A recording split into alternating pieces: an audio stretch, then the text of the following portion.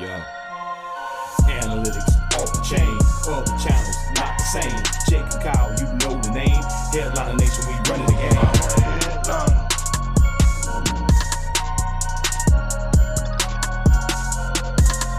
I'm a headliner.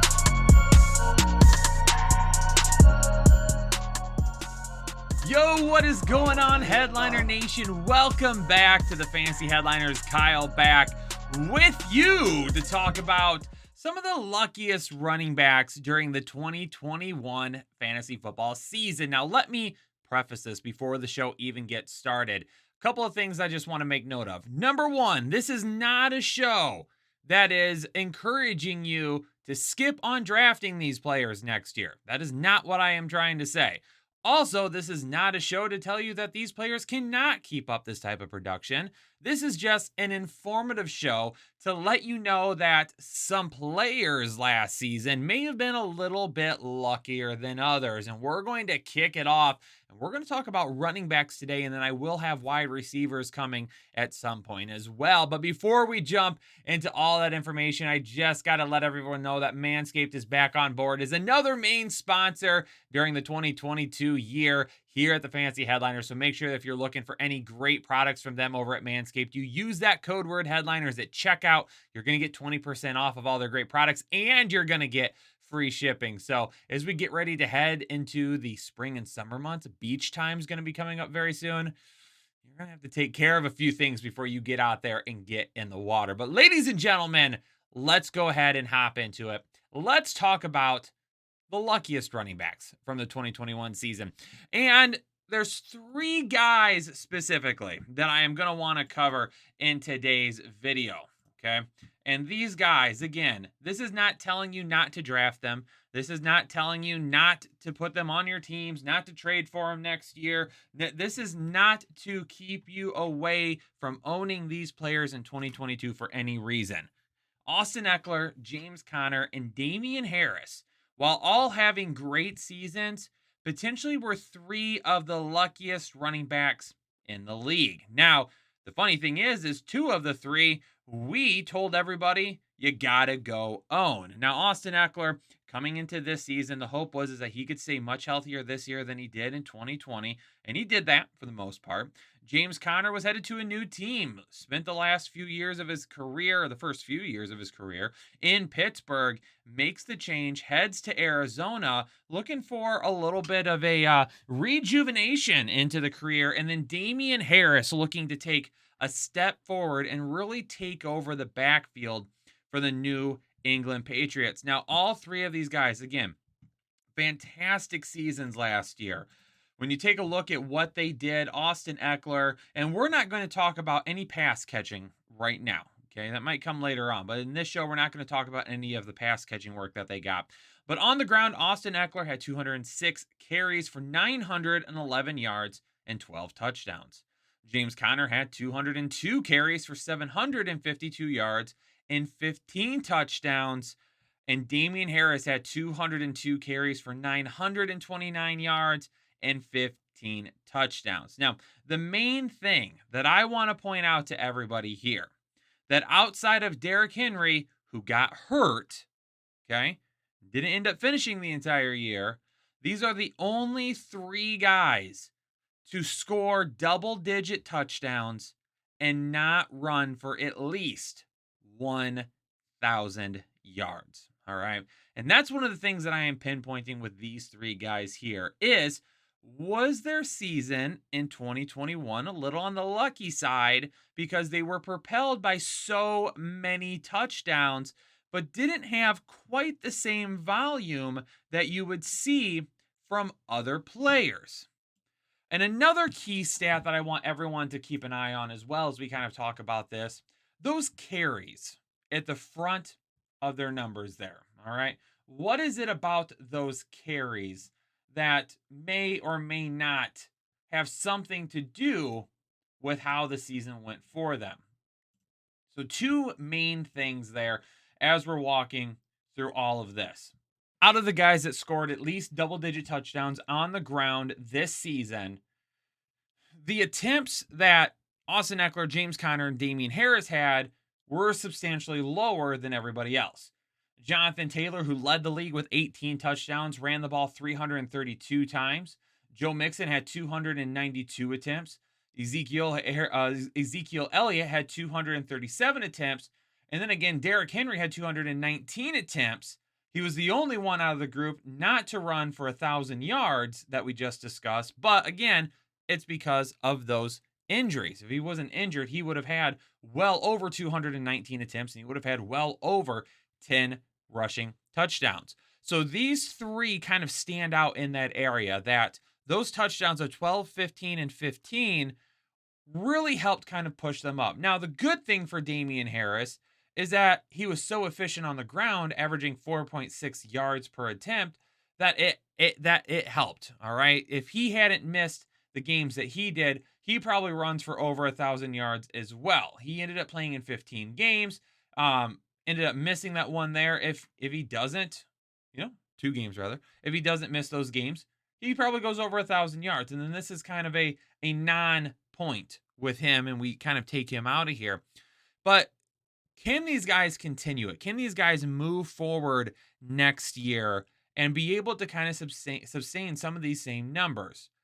For Austin Ekeler, it is possible. He's still the main guy there in Los Angeles.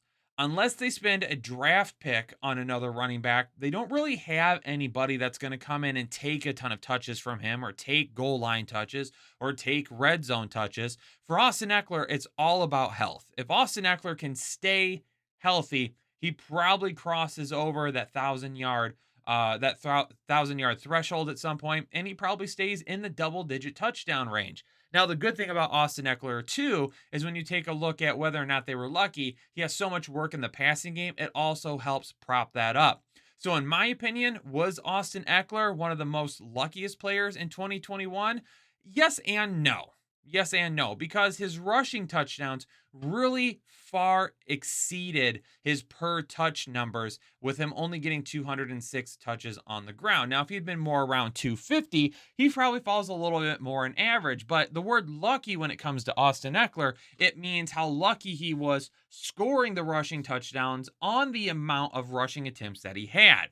With James Conner, he's going to be moving it back into a situation where if Chase Edmonds is healthy, him and Chase Edmonds could potentially be splitting the backfield again in Arizona. I expect both of them to be there in 2022. I expect them to have kind of the same role. This past year, it was really like, do they really give James Conner a full workload at any point? Because we don't want him to break down. It was Chase Edmonds that ended up breaking down and missing time. And James Conner had to step in and really carry the load. But even with that being said, James Conner was getting looks in the most important spots when it comes to red zone touches, goal line touches, and the 202 rushing attempts. I wouldn't be surprised if we fall back into that same area again.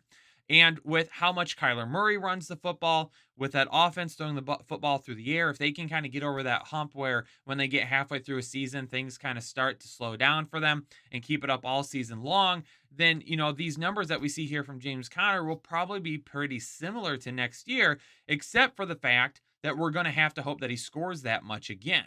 So while we like James Conner here in terms of luckiness, James Conner was very lucky with his 15 touchdowns this year.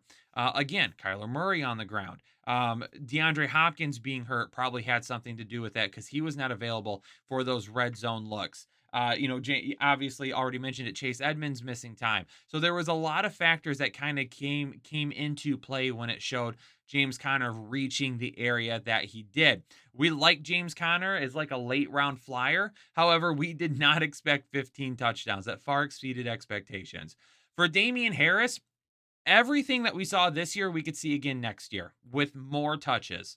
But there's 2 things that are the issue. Number 1, obviously, like any running back, can he stay healthy? Number 2, it's how much does Ramondre Stevenson get involved in the passing game, or not in the passing game, but in the running game? Because Damien Harris is good. Don't get me wrong. Damien Harris is good. Ramondre Stevenson, though, on just an overall basis of skill level, of what he has across the board, Ramondre Stevenson is a more even-leveled running back than what Damien Harris is. Ramondre Stevenson has a little bit more burst than Damien Harris. He has a little bit better ability in the pass catching game than Damien Harris. Now, Damien Harris has a kind of a leg up with him on terms of that knock over, grind you down, short yardage, goal line type carries. So, can he get back to this area? Absolutely. But it's going to depend on how much they want to get Ramondre Stevenson involved in the running game this year. If they kind of keep the workload the same, then I would expect Damien Harris, if he stays healthy, to probably be around 1,000 yards and maybe a little tick up in those rushing attempts. But those touchdowns, maybe those 15 touchdowns, they come down a little bit, and we see more along the lines of maybe 10 touchdowns next year, because then all of a sudden you've got Ramondre Stevenson working in a little bit, and maybe with Mac Jones being in year 2, they trust him in those situations a little bit more and let him throw it a little bit. I think that's something else that kind of led to 15 touchdowns, is when you got to the opportunity for Mac Jones to really, take control in the red zone, they didn't do that. It was pound the ball, give it to Damien Harris, let him score the touchdown. We could see next year, as Mac Jones evolves and becomes a more complete quarterback at the NFL level, as his relationships with his receivers and tight ends grow, that we see that number come down a little bit, because now they trust the passing game a little bit more. Now, in terms of luckiness, all right, one thing we took a look at, or I took a look at here, was how many touches did they get between scoring touchdowns? Okay. For Austin Ekeler, James Conner, and Damien Harris, these 3 guys had 3 of the lowest touchdowns per touch numbers in the NFL. Austin Ekeler scored a touchdown every 17.1 touches, or carries. Let me say carries. Sorry. 17.1 carries. Again, not factoring in any passing game work. James Conner scored a touchdown every 13.4 carries, and so did Damien Harris. He scored a touchdown every 13.4 carries. So you might be saying to me, Kyle, why is that lucky? Like, what's that number compared to everybody else? Well, again, the running backs that I put them up against are other running backs that scored at least 10 touchdowns this season. So let's throw those numbers up for a little bit of a comparison to everybody else.